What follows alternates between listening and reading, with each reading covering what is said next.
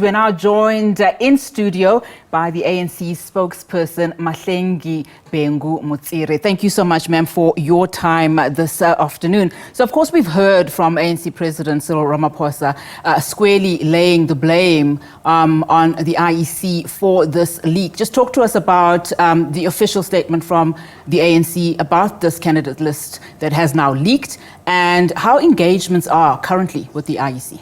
Thank you, Unati. I mean, we, underscore what the president just said in the campaign trail that is running and cruising along quite smoothly in the East Rand and in Ekurhuleni. And the point here being that this is a violation of people's personal information, which could render them susceptible to all manner of scamming and all of that, and it's just unethical on any level. However, we are comforted by the swift action by the IEC. You already heard here, in the clip, the assurances that the nation is being given. And we also do want to say that this is not a reflection on the IEC as entirely as an institution. As we all know, the IEC has been diligent in its processes since 1994. We would hate, as the African National Congress, for this to actually sully the name of the IEC. And that is why we urge the IEC to get to the bottom of it, because it involves the names of our colleagues. And, it is incumbent on us as the organization to also protect our list. We were going to release our list anyway on Monday by the chairperson of the Electoral Committee of the ANC, Comrade President Kgalema Motlanthe, together with the Secretary General.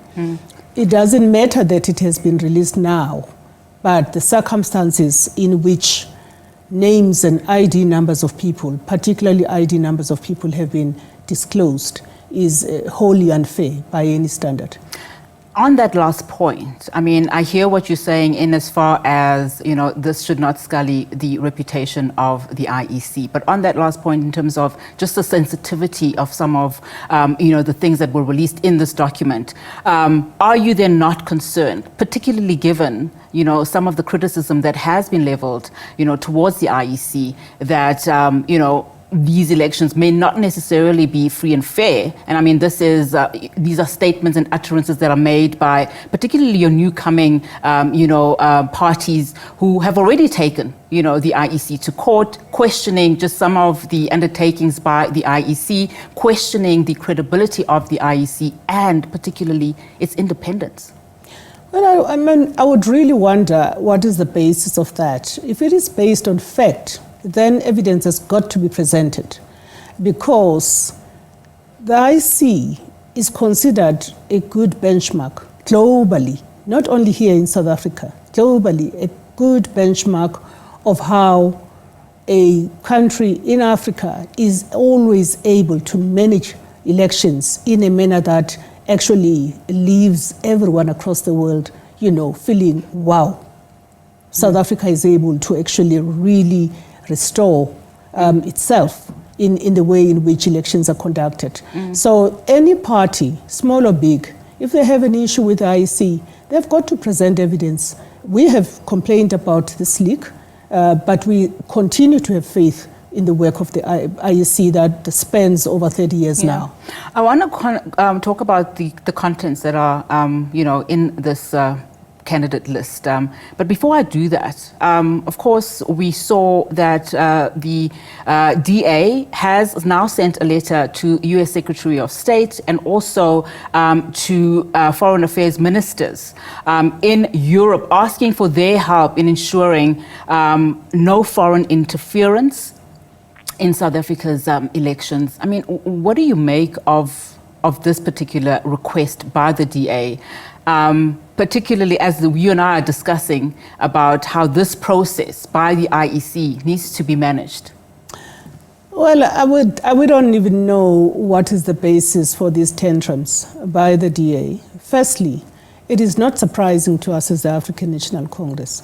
what do you expect from a party that wants to be a separatist state in the Western Cape through introducing the Western Cape Powers Bill, even wanting to have powers, international relations powers, meaning that they can actually have their own international relations, cooperation and relations policy outside of a unitary state that our constitutional democracy enjoins all of us. So what do you expect? What do you expect from a party whose leader, talking about the war in Gaza, saying that one man's genocide is another man's freedom? What do you expect from such a leadership of a party? What do you expect then in terms of protecting sovereignty of South Africa to be able to run a free and fair election without the interference of any powers, especially powerful powers in the West and the global North as a whole? So it's an attempt at regime change. It's an attempt at wanting to influence the outcome of the election. In fact, in the letter to Secretary Blinken in the US by the Democratic Alliance, they go as further as saying that there must actually be a parallel process of electoral observation. Unheard of. One of the concerns that they have, and singling out the party like the MK, of whom, of course, you also have an issue with, which relates to your logo, Umkhonto weSizwe, in court currently, is that the DA says that they are concerned about looming violence that may be, labeled and squarely put on the feet of the MK. Well, we're really not concerned about any other party apart from the ANC's elections work and the campaign work and our campaign trail on the ground this weekend. We're not going to be drawn into MK issues. All that we know is that South Africa has got resilient law enforcement and judicial institutions. Any untoward behavior from any quarter will be dealt with as such and must be dealt with as such to protect our democracy and to protect the rights of South Africans to exercise the right to vote for whomever they vote for. One of the other things that you are fighting, against is corruption.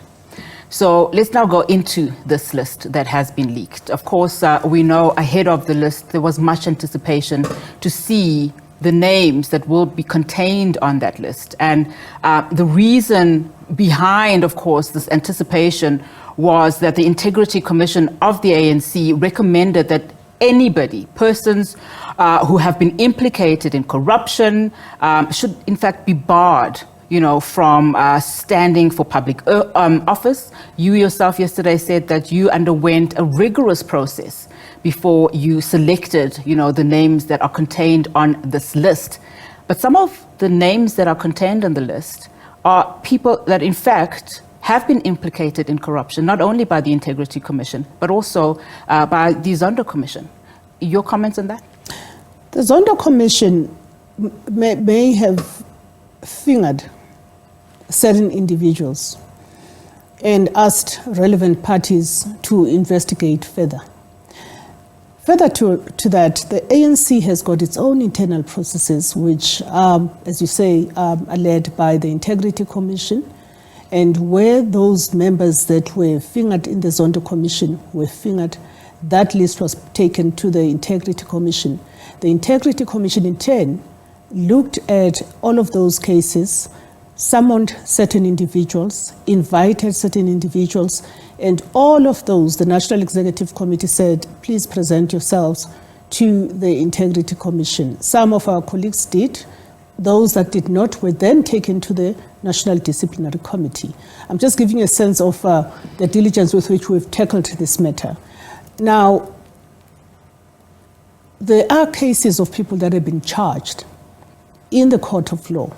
Those are straightforward cases because if you look at our candidate selection process, it is very adamant that none of the people that have been charged in the court of law are eligible. So you won't find anyone in our list in that respect. But where we talk about being fingered, every evidence has got to be tested. And I'm not speaking on behalf of whoever may have been fingered. I'm just speaking about the rules of natural justice that apply in South Africa, that should apply to any citizen. But I must say that that process is not complete, and I think you are going to get a lot of detail from the Secretary General and the Chairperson of the Electoral Committee on Monday, where we now break down our list, demographically speaking, ethic speaking, integrity management speak.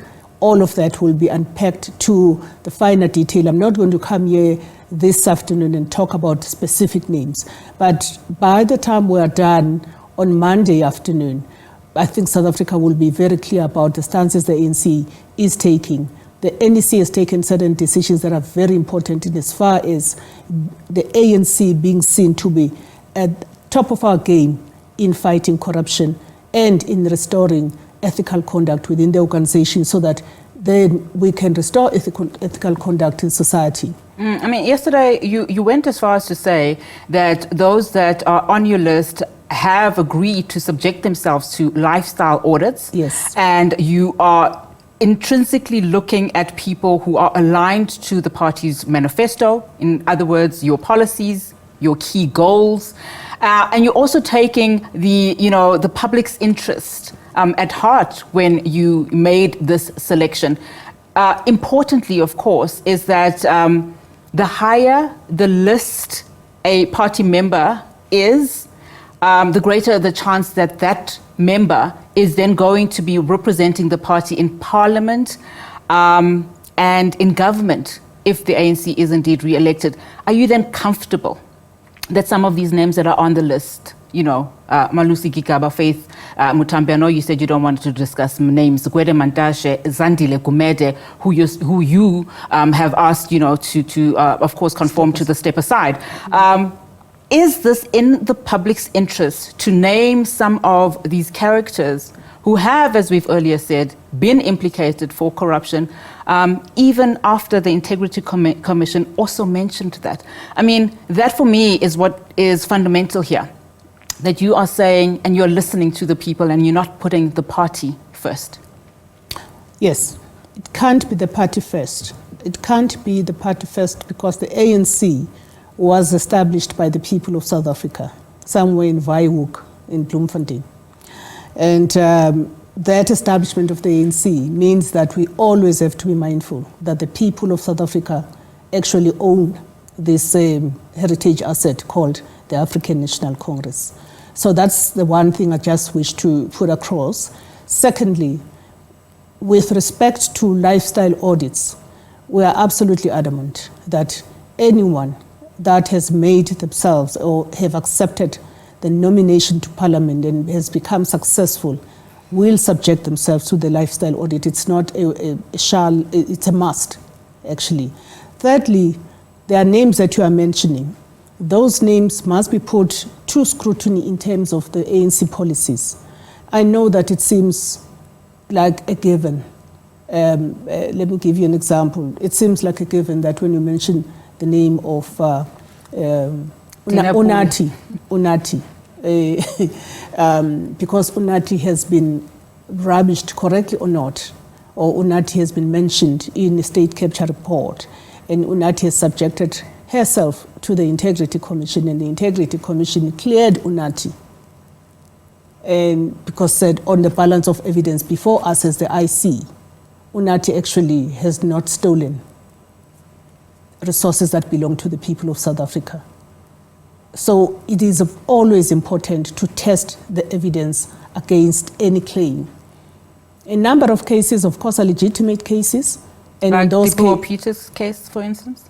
Yes, I'm not going to talk about individuals right now, but a number of these cases are cases where it is very clear that people have to be told, step aside, slam down on this, even if you've been nominated by a majority of branches. And we've had a lot of those cases which may not be in the public domain, but there have been a number of those cases where sometimes even comrades have voluntarily said, I'm climbing down.